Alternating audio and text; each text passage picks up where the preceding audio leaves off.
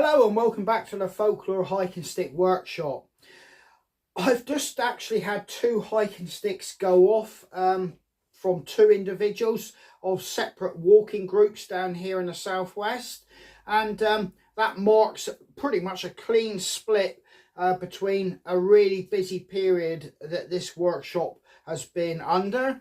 And I've got 4 sticks in front of me which I'm going to be working on now, and crafting these into hiking sticks and thumbsticks, basically, of 2 varying sorts and styles.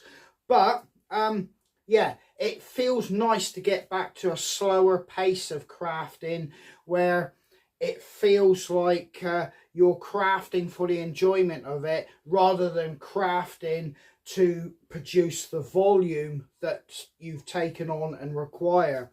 So yeah, there's a nice clean break here today, where the last 2 have gone out, although saying that, one is coming back from that batch or period of time to be shortened by 3 inches, and I'll reshape the tip, and obviously use the colour of wax polish to make it all blend in when I finish the tip on it.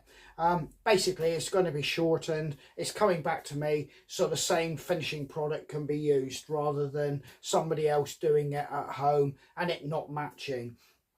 So yeah, that's that period of time done. So from here on in, we're on the more normal and traditional slow crafting pace that this workshop usually works under, and I'm looking forward to that, actually. But let's have a look at these 4 sticks and we'll see what I'm getting myself into over the next couple days. Right, I've got 2 sticks here, this one here and this one, which will be crafted into my generic or basic style of hiking stick. Although this one does, if I bring it up here, has a nice head there, and I don't know whether to keep that and incorporate that into a stick, basically make it a kind of like knob stick. I'm not sure, but I'll figure that as I go. But it's long enough for me to have time to think about what I want to do before I make any final cuts to size. This one here, this is a nice sized or a nice gauge piece of wood, and it's got some nice interesting features like knots and very slight knuckles and curves on it, but it's straight in essence, and it'll make a nice good hiking stick. Now this one here is interesting, as it is a thumbstick, it's going to be, and you can see the actual Y cut there. Now it has been straightened as far as I can straighten it, and the reason I'm saying that is you can see it's straight along the majority of the shaft, but at the very top I've got a nice little kink there. Now the kink actually doesn't make the actual U-bend run off center. It's basically a front to back kink. You can see my hand there, like that. But from a working point of view, it does flow with the rest of the shaft and stick.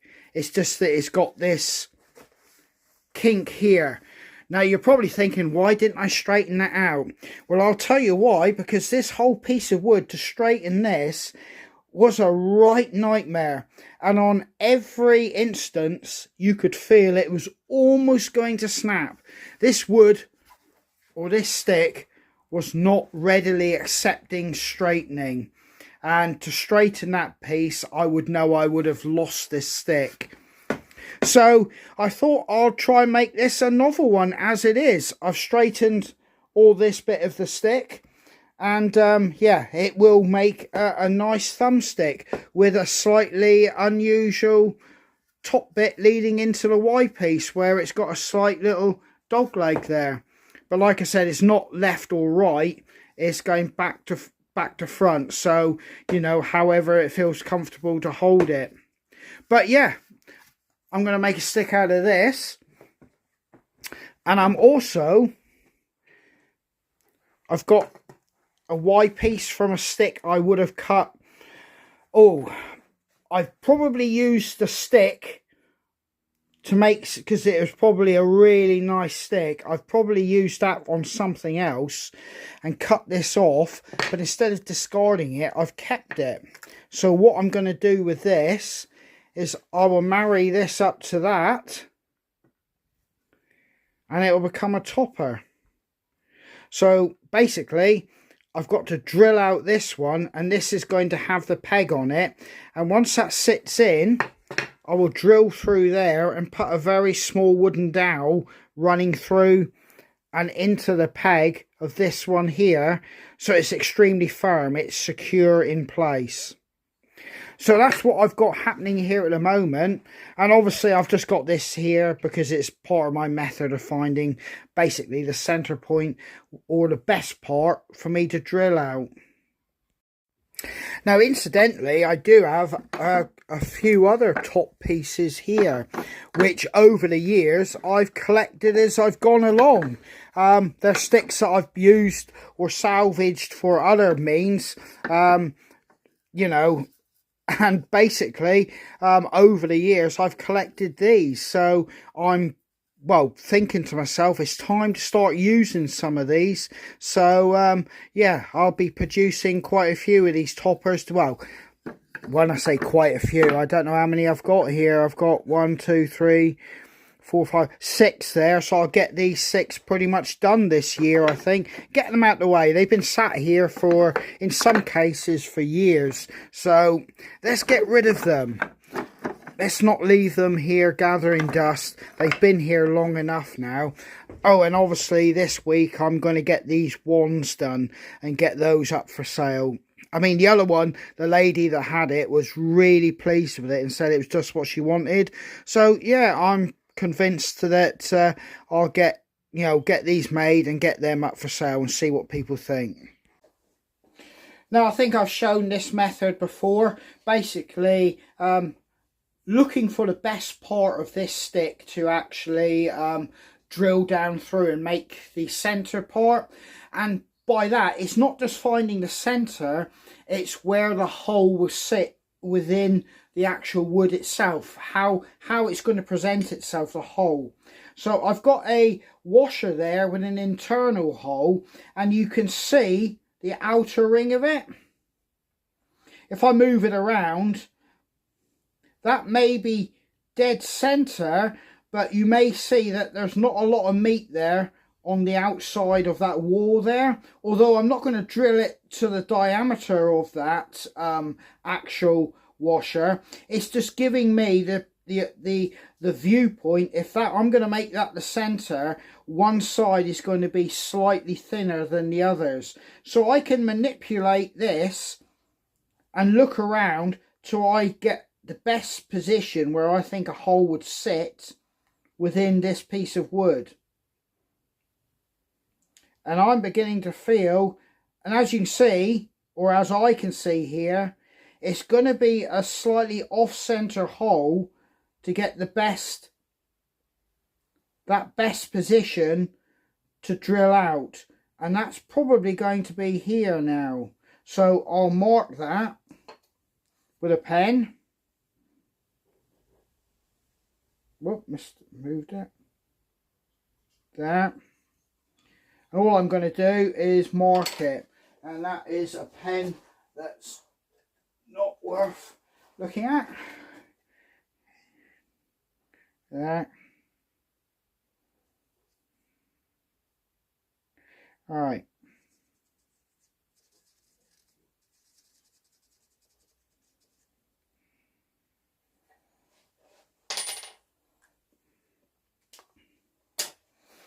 Right, you can see that that's where I'm going to start my hole. Now I'm just going to find the center of that, and that'll be where I place my drill bit.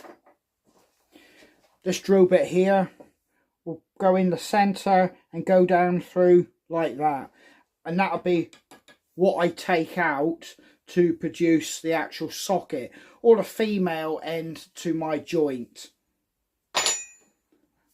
I'll obviously carve this around to the size of the hole, and yeah, sink it in. I'll get all the work done, and I'll drill the holes for the actual dowel that will go through. Everything will be complete before I actually put the actual and do, you know, marry it all up and epoxy it together, so that once it's been pushed in with the epoxy, I'll find the actual hole, hammer it through, and then the epoxy and everything will set hard all together. And then obviously I'll finish cleaning it up and sanding it and blending it all in together.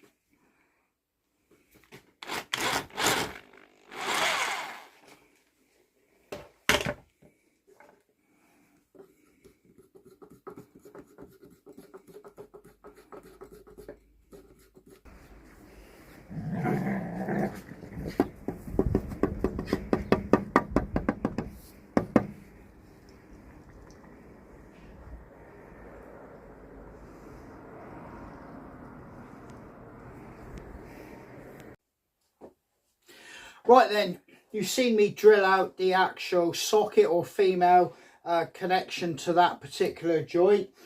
Not too big a drama, and as you saw, all measurements were pretty rudimentary, but when I do the male part, which has to fit in, I will obviously have to make sure it seats in really tight and firm.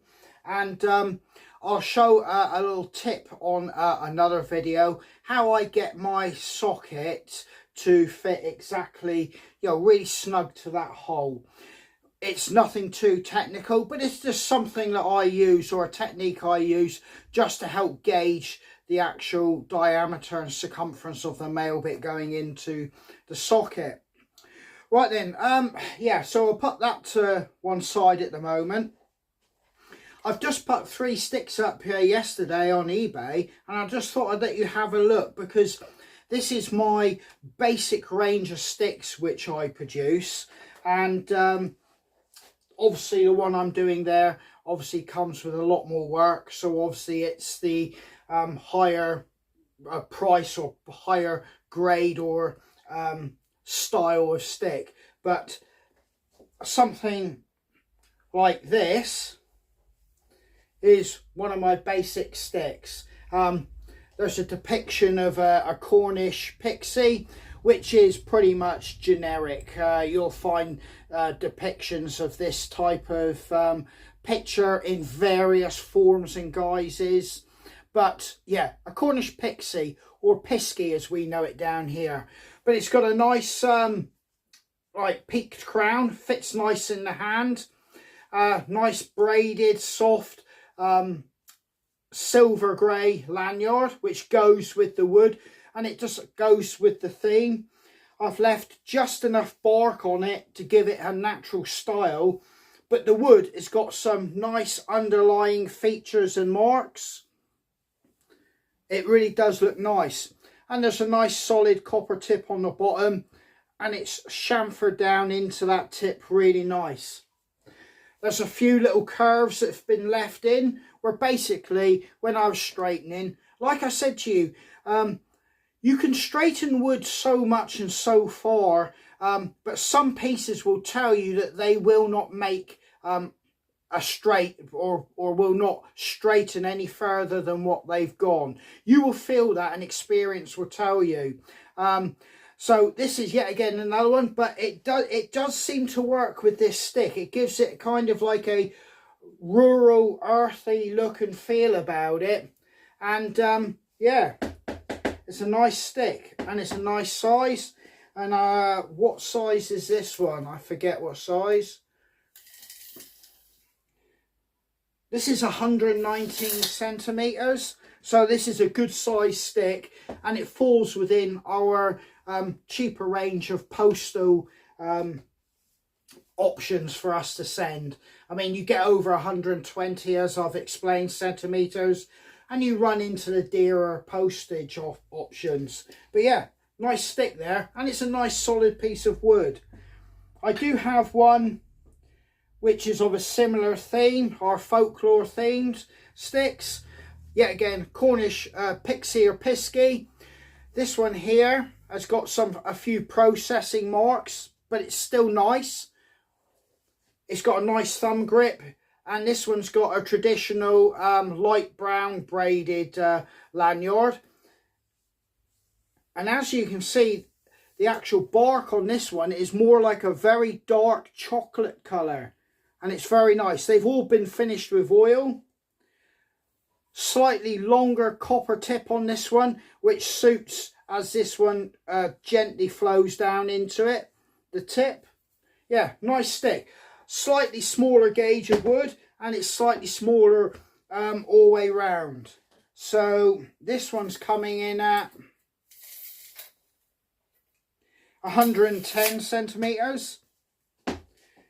So yeah, a nice lighter weight option considered to this one. As you can see, the differences there, 119 and 110. So that gives you an idea. And finally, a stripped one with a stag's head on it, hand grip carved in, yet again another peaked crown, light brown 8mm soft braided lanyard, water resistant, lovely and straight. This one, this piece of wood straightened really well. Nice generous copper tip on it.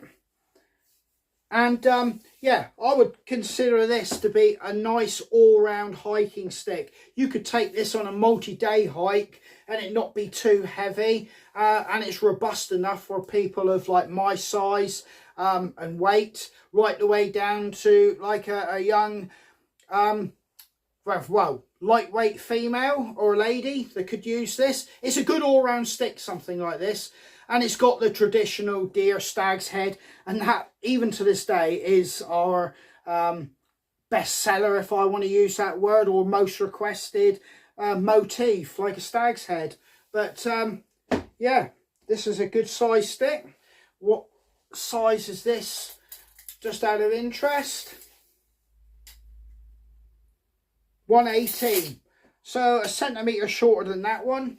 But yeah, as you can see, still comes up to a fair level there. And yeah, good all-round stick. And unlike the others, I've got a carved hand grip there, which just adds a different option for you to hold when you're out on the trail. So yeah, Nice all-round stick. These went on yesterday. I think I put these on. But like I said, I'm getting some more stock ready to go back online. Right then, in my hands I have my insurance or public liability as a crafter to sell sticks to the general public. Basically it gives me kind of like an insurance cover, which is peace of mind for myself and obviously you as customers. But every year it obviously comes up for renewal, and this year is no different, so I've just renewed that today. Now, a lot of people say to me regarding this sort of thing, what do I need to do to sell to the general public? And I'm not really qualified to talk about that. All I can say is what I do. My home is insured for me to do this, and obviously I've got public liability. I'm self-employed, and obviously making hiking sticks is registered as part of my income, so I'm all official and legit. And you can find me through various social media platforms, and you can find out where my workshop is, quite simply because I'm a bona fide genuine crafter. I'm not just somebody hiding away trying to make a sly buck on the quiet, selling willy-nilly. And on top of that, if there's ever any problems with any of the hiking sticks, I obviously rectified a problem or reimbursed any money, which I haven't had to do. I mean, I'm quite open to the fact that if there's ever been any problems, I will move heaven and earth to rectify them, and at no cost to the customer. And that is part and parcel of selling to the general public, and it just adds that little bit of professionalism to the craft that I'm sort of like participating in. So I'm not some cowboy just in a back shed, knocking out some sticks and trying to make a quick buck. I am quite passionate about what I do, and yes, I do have a brand which I'm trying to look after and protect, and I do everything correct and proper. So yeah, I've just renewed my public liability insurance, and it's these costs as well which are hidden costs. And like I've said, my insurance company knows I make these hiking sticks on my property, because heavens forbid there was anything that went wrong with the property. And you know how insurance companies are. They'll try to dissolve themselves of any responsibility on payouts if they found out you were doing something on your property and you hadn't informed them and hadn't got the insurance in place. So yeah, I am a bona fide crafter. I'm not just somebody knocking up sticks, which is ironically, I've been to sales before, and people do have that impression that you just kind of knock some sticks up just to make a quick buck, and there's no professionalism into anything that you do. But yeah, I hope you can see that by me just talking about this sort of thing, that you can understand if you're going to move into doing this and take it beyond a hobby or making a few for a few friends or selling a few at craft fairs, you too will have to start thinking about insurances and becoming, what shall I say, more traceable and on paper, not only for insurance but obviously tax reasons, and accountable to the general public you actually do sell to. So yeah, I'm all insured. Well, thanks for joining me in the Folklore Hiking Stick Workshop. It's been good showing you around what I'm doing here at the moment and what I'm about to move into. And you can kind of see that I've kind of closed the door on that busy period, and I'm now back to my traditional crafting. What I would like to say is that it is quite important for me to discuss the things like insurances and things like that relating to what I do here as a crafter, because yet again, it does show you that there is, you know, even in an environment like this, there is a degree of professionalism that takes place, and it also reinforces, you know, to the general public that might not realise that crafters do have a sense of well, a sense of doing things properly and doing things professionally, and that's basically what I'm trying to show here. So yeah, I've starting to feel a bit better from that wild camp that I did, which would be the video previous to this when I felt a bit under the weather. I'm nearly fully recovered, but as soon as I am, we'll be back out there on the trail and doing things outdoors again as well. But yeah, all that's left to be said now is take care, stay safe, and I hope to catch you guys on the trail.